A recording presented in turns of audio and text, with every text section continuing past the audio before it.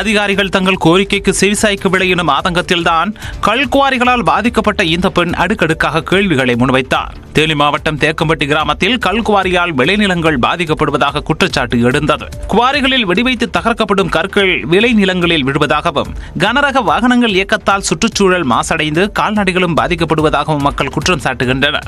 இந்நிலையில் குவாரிக்கு செல்லும் பாதையில் கற்கள், கட்டைகள் உள்ளிட்டவற்றை போட்டு அப்பகுதி மக்கள் போராட்டத்தில் ஈடுபட்டனர்.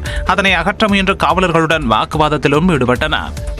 ஸ்டேஷனுக்கு வரணும், நாங்க ஸ்டேஷனுக்கு வர முடியாதுன்னு சொல்றோம். ஆனாலும் எங்களை வாங்க இந்த செலப்பாண்டி வீட்டுக்கு வரப்பல தானே வா உனைய ஸ்டேஷன்ல வச்சு பாத்துக்கிறோம்ன்றாங்க. அப்ப எங்களை அவங்ககிட்ட காசு வாங்கிட்டு எங்களை அம்மன் கொடுத்துறாங்களா?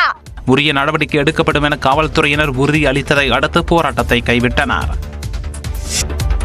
விசிகவில் ஆதவ் அர்ஜுனாவுக்கு துணை பொதுச் செயலாளர் பதவி கொடுத்து திருமாவளவன் தவறிழைத்து விட்டார் என்று திரைப்பட இயக்குநர் அமீர் தெரிவித்துள்ளார். நியூஸ் 18 தமிழ்நாடு தொலைக்காட்சிக்கு பேட்டியளித்த அவர், மன்னராட்சி முறை தொடர்கிறது என்றால் எதற்கு 2026 தேர்தல் வருகிறது என்று கேள்வி எழுப்பினார். இந்த சீனியர் மினிஸ்டர்லாம் இருக்கும் பொழுது இவரை தேர்ந்தெடுக்கிறார். அது அந்த கட்சி தானே கவலைப்படணும்.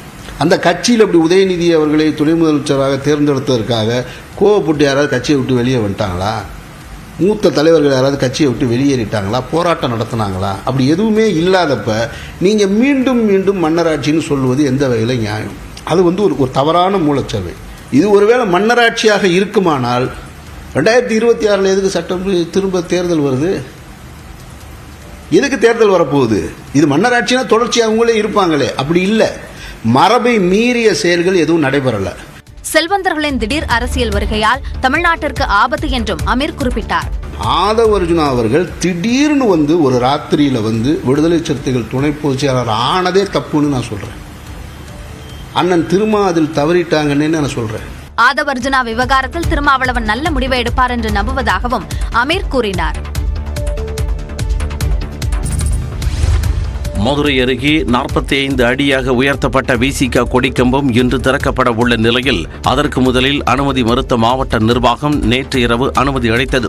வெளிச்சநத்தம் கிராமத்தில் கடந்த 1996ஆம் ஆண்டு விடுதலை சிறுத்தைகள் கட்சி சார்பில் 25 அடி உயர கொடிக்கம்பம் அமைக்கப்பட்டு அதில் கட்சித் தலைவர் திருமாவளவன் கொடியேற்றி வைத்திருந்தார். அந்த கொடிக்கம்பம் புதுப்பிக்கப்பட்டு 45 அடி உயரம் அதிகரிக்கப்பட்டுள்ளது. அதில் இன்று திருமாவளவன் கொடியேற்றுவார் என தெரிவிக்கப்பட்டிருந்தது. ஆனால் உரிய முன்னனுமதி பெறாமல் கொடிக்கம்பத்தின் உயரத்தை 45 அடியாக உயர்த்தியதால் அதை பயன்பாட்டுக்கு கொண்டுவர மாவட்ட நிர்வாகம் அனுமதி மறுத்தது. மேலும் கொடிக்கம்பத்தின் அளவை குறைக்க வேண்டும் என்றும் வருவாய்த்துறை அதிகாரிகள் தெரிவித்தனர். ஆனால் கட்சி கொடிக்கம்பத்தின் உயரத்தை குறைக்க முடியாது என கூறி 20க்கும் மேற்பட்ட கட்சி நிர்வாகிகள் போராட்டத்தில் ஈடுபட்டனர். இந்நிலையில் கொடிக்கம்பத்தை பயன்பாட்டிற்கு கொண்டுவர நேற்றிரவு மாவட்ட நிர்வாகம் தரப்பில் அனுமதி அளிக்கப்பட்டது. திருவண்ணாமலை கார்த்திகை தீப திருவிழாவையொட்டி வரும் 12ஆம் தேதி முதல் 15ஆம் தேதி வரை 4089 சிறப்பு பேருந்துகள் இயக்கப்பட உள்ளதாக அறிவிக்கப்பட்டுள்ளது. டிசம்பர் 13ஆம் தேதி கார்த்திகை தீப திருவிழா மற்றும் அடுத்த நாளான 14ஆம் தேதி பௌர்ணமி கிரிவலம் நடைபெறவுள்ளது. இதற்காக 12ஆம் தேதி முதல் 15ஆம் தேதி வரை பல்வேறு பகுதிகளில் இருந்தும் திருவண்ணாமலைக்கு வரும் பக்தர்களின் வசதிக்காக சிறப்பு பேருந்துகள் இயக்கப்பட உள்ளன. அதன்படி சென்னையில் இருந்தும் தமிழ்நாட்டின் பிற மாவட்டங்கள் மற்றும் புதுச்சேரியில் இருந்தும் பெங்களூருவில் இருந்தும் சிறப்பு பேருந்துகள் இயக்கப்பட உள்ளதாக தமிழ்நாடு அரசு போக்குவரத்து கழகம் அறிவித்துள்ளது.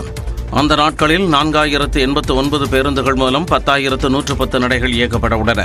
மேலும் போக்குவரத்து நெரிசலை தவிர்ப்பதற்காக 9 தற்காலிக பேருந்து நிலையங்களில் இருந்து கிரிவல பாதையை இணைக்கும் வகையில் 40 சிற்றுந்துகள் கட்டணமில்லாமல் இயக்கப்பட உள்ளதாகவும் அறிவிக்கப்பட்டுள்ளது.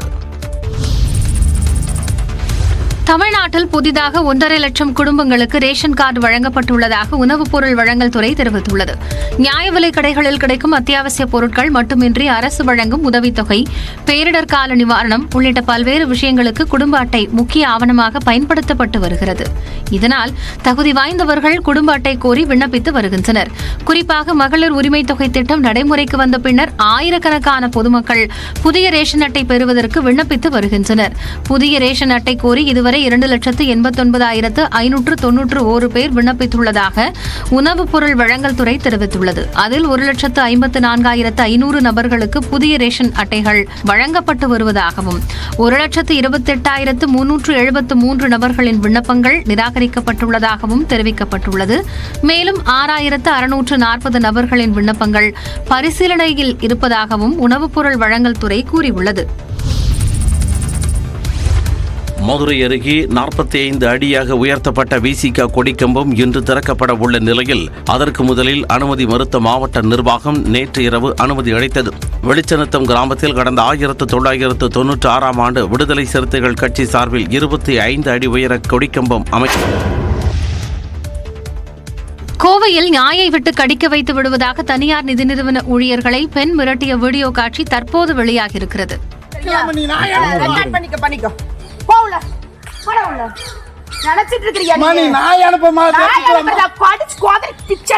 தெரிஞ்சுக்கோங்க. அடிப்பீங்களா நீங்க காரை? ஏங்க காரை யாருங்க அடிச்சா? ஏங்க காரை எடுத்துட்டு வெள்ளலூரை சேர்ந்த மணிகண்டன் தர்ஷனா தம்பதி மாதத்தவணை கட்டவில்லை என கூறி அவரது காரை தனியார் நிதி நிறுவன ஊழியர்கள் பறிமுதல் செய்ய சென்றதாக தெரிகிறது. அப்போது தர்ஷனா தனது நாயை விட்டு கடிக்க வைத்து விடுவதாக தனியார் ஊழியர்களை மிரட்டியதாக எழுந்த புகாரில் அவர் கைது செய்யப்பட்டார். இந்நிலையில் தனியார் நிறுவன ஊழியர்களை மிரட்டிய வீடியோ தற்போது வெளியாகியிருக்கிறது. தெரிஞ்சுக்கோங்க.